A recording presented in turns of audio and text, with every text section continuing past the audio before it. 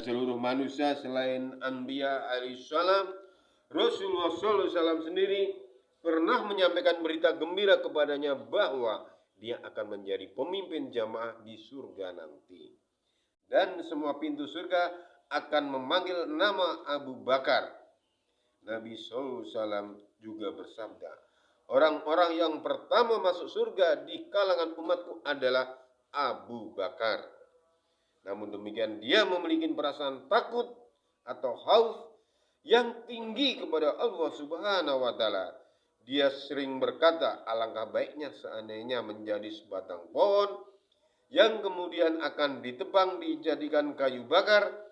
Kadang-kadang dia berkata, alangkah baiknya kalau saya sehelai rumput yang akan habis dimakan binatang ternak.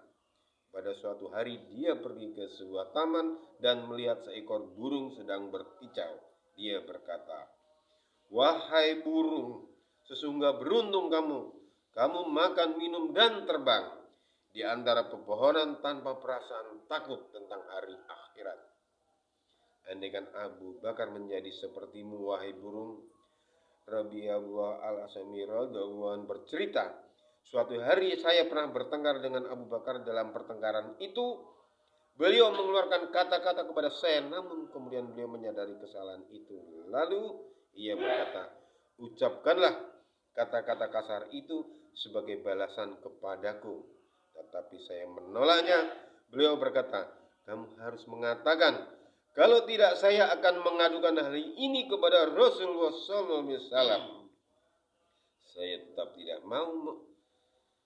Saya tetap mengalah. Beliau segera berdiri lalu meninggalkan saya. Berapa orang dari Bani Islam yang menyaksikan peristiwa ini berkata, aneh sekali orang ini, dia memulai dari dia sendiri yang akan mengadukan kepada Rasulullah SAW. Saya berkata kepada mereka, tahukah kalian siapa dia? Dia adalah Abu Bakar. Menyakitinya berarti menyakiti Rasulullah SAW. Dia menyakiti Rasulullah berarti menyakiti Allah. Kalau perbuatan saya menyakiti Allah, siapakah yang dapat menyelamatkan saya? Setelah berkata demikian, saya segera pergi lalu pergi menemui Rasulullah SAW. Saya menceritakan peristiwa ini kepada beliau.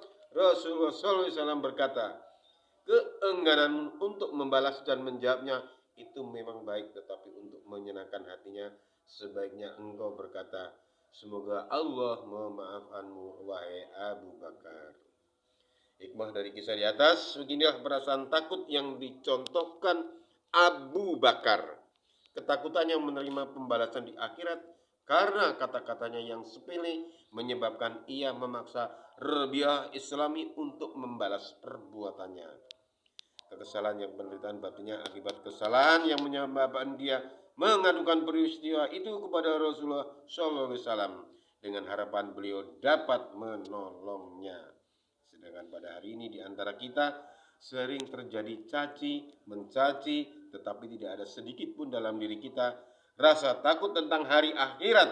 Padahal di sana segala perbuatan kita akan dibalas. Bandingkanlah dengan perasaan takut dengan Abu Bakar radhiyallahu anhu. Demikian tadi perasaan takut Rasulullah SAW pada para sahabat-sahabatnya dan kepada Allah Subhanahu wa taala.